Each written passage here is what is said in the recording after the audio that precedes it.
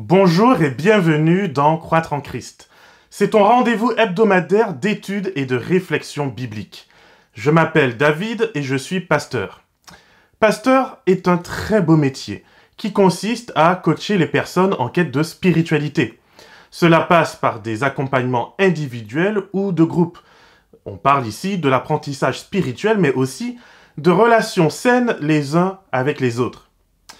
Mais bien que pasteur, je suis avant tout un être humain. Et oui, je sais, des fois on dirait pas. Et comme tous les êtres humains, je fatigue et je prends donc des vacances. Là aussi je sais, c'est absolument choquant, n'est-ce pas?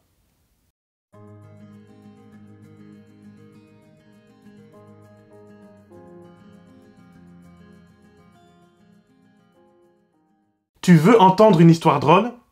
Eh ben voilà, j'accompagne des jeunes dans la découverte des trésors du texte biblique. Et chaque fois que je leur dis que je vais prendre des vacances, ils sont absolument choqués.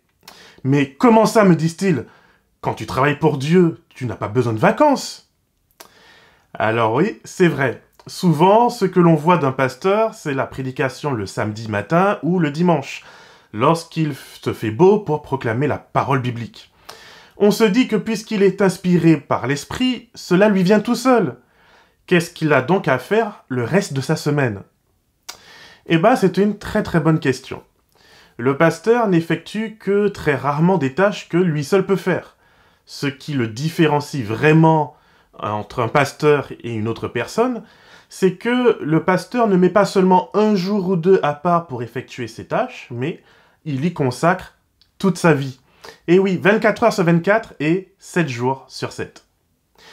Dans l'évangile de Marc, au chapitre 6 et à partir du verset 30, nous trouvons les disciples de Jésus qui reviennent de mission. Ils ont vécu tout plein d'expériences et ils sont non seulement joyeux, mais empressés de les raconter à Jésus. Ils ont enseigné, ils ont guéri les malades, ils ont ouvert les yeux autant physiques que spirituels des personnes afin qu'elles puissent donner leur vie à Jésus. Quelle merveilleuse expérience! Ces disciples que Marc appelle les apôtres font partie de ceux qui ont été choisis spécialement et individuellement par le Christ afin de le représenter auprès du monde.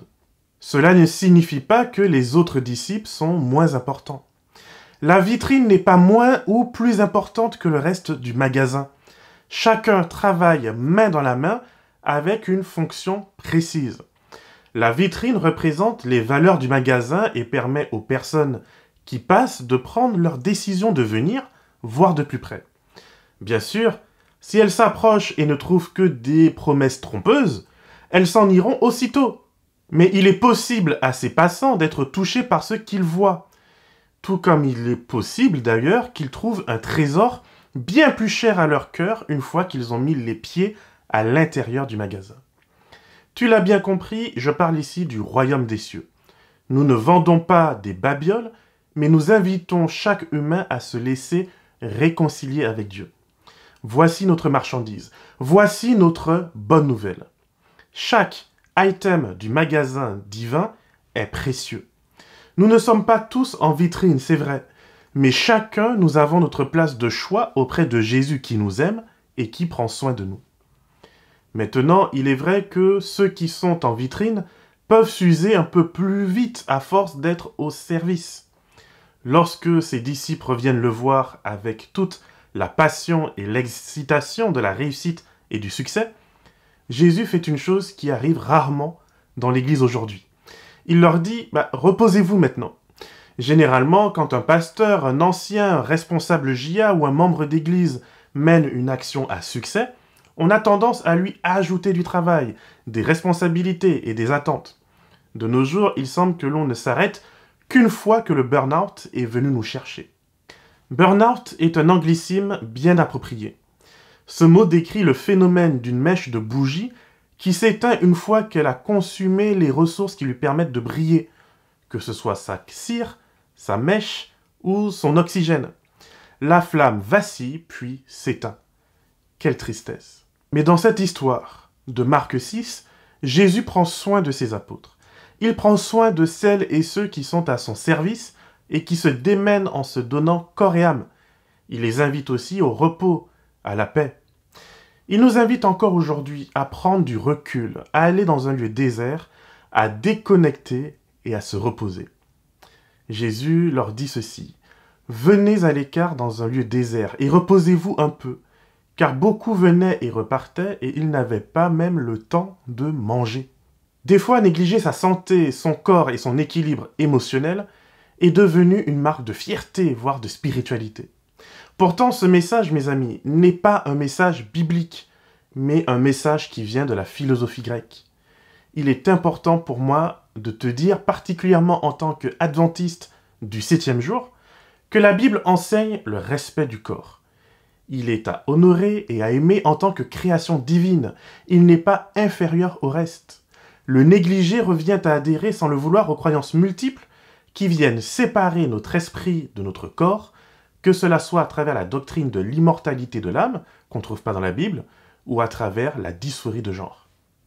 Jésus ne se contente pas de demander à ses disciples de se reposer. Il leur offre la croisière de leurs rêves, une croisière qui leur fait passer de l'autre rive. Il les emmène vers un endroit désert, là où ils pourront pleinement se reposer. J'aurais tellement aimé que cette histoire s'arrête ici. Du repos et que du repos. Malheureusement, ce n'est pas le cas. Le repos pour le croyant est certes une chose nécessaire et souhaitable, mais pour celles et ceux qui se préoccupent des besoins des autres, ce repos peut être rare. En effet, ici, la foule va reconnaître Jésus et ses disciples. Cette foule va le suivre et traverser avant eux afin de leur offrir un comité d'accueil de l'autre côté du rivage. Il y a là, je crois, une leçon importante dans ce qui va suivre. Le miracle, il vient rarement secourir celui ou celle qui transgresse volontairement les lois de l'univers. Jésus et ses disciples ont recherché le repos. Ils n'ont pas continué à avancer en dépit des circonstances en se disant que de toutes les façons, Dieu pourvoira. Oui, c'est vrai que nous le croyons, Dieu pourvoit, mais uniquement afin que sa gloire soit manifeste, pas pour que nous puissions nous vanter d'être des surhumains. Oui. Voilà pourquoi ce qui se passe ici est important. La fatigue est un élément à prendre en compte.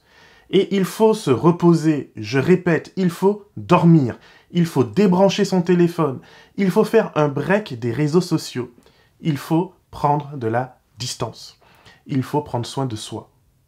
Mais Jésus nous enseigne qu'il existe une valeur encore plus importante que tout cela, la compassion, l'amour pour les personnes perdues, en recherche, des personnes qui n'ont pas de berger et qui errent de doctrine en doctrine, d'expérience religieuse ou spirituelle en expérience religieuse ou spirituelle, sans jamais trouver satisfaction.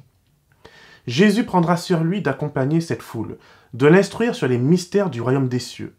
Et quand ses disciples viendront l'inviter et renvoyer la foule pour qu'il se débrouille pour manger, tout seul, à la tombée de la nuit, au moment même où ils sont les moins à même de trouver à manger, Jésus fera le premier miracle de la journée. 5000 hommes, sans compter les femmes et les enfants. 5000 et la seule nourriture que l'on trouve, c'est 5 pains et 2 poissons. Personnellement, je trouve qu'on se moque de Jésus. Tu ne vas pas me dire que sur la foule présente, c'était la seule nourriture présente et disponible ce jour-là. Je crois, plutôt, que c'était la seule chose qu'on était prêt à offrir au Christ. Lui qui venait de passer sa journée à se mettre au service des autres. Quand le temps vient de retourner l'ascenseur, une seule personne, selon les autres évangiles, un enfant en plus, osera mettre à sa disposition ses propres ressources.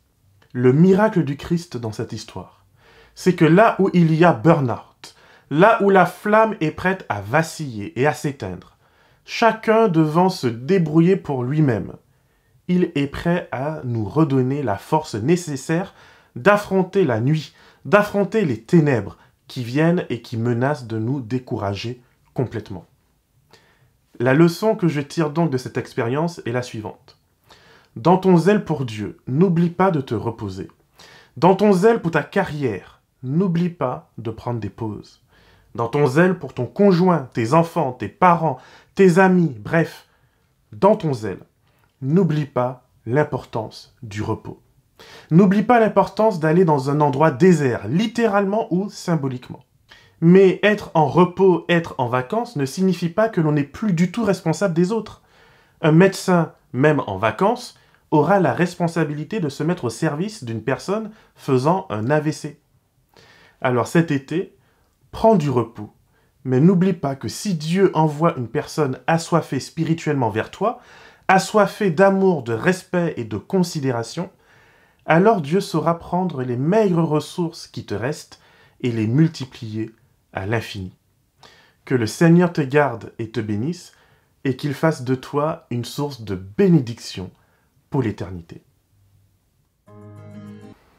Attends un petit peu, ce n'est pas tout à fait fini. Il me reste encore une chose à te dire. En tant que pasteur, je m'apprête à vivre pour la première fois une mutation. C'est-à-dire que je vais quitter la belle région d'Aix-Marseille pour rejoindre celle de Bordeaux. Cela va donc faire un peu de changement cet été pour moi et sûrement un peu de fatigue. Alors je compte bien me reposer. Mais ne t'inquiète pas, je continuerai à assurer une réflexion hebdomadaire. En tout cas, je vais essayer. Elle ne sera pas toujours d'ailleurs en vidéo et peut-être qu'elle sera en audio. Mais tu verras que, quels que soient les changements qui vont avoir lieu au fur et à mesure que je ferai mes cartons, que je les déferai, que je me réinstallerai, quoi qu'il arrive, je serai là pour pouvoir continuer à échanger avec toi. Je te souhaite de passer un bon été, de très bonnes vacances, et surtout de te ressourcer en profitant de la belle nature du Seigneur. Après tout, qui sait ce qui nous attend en septembre ?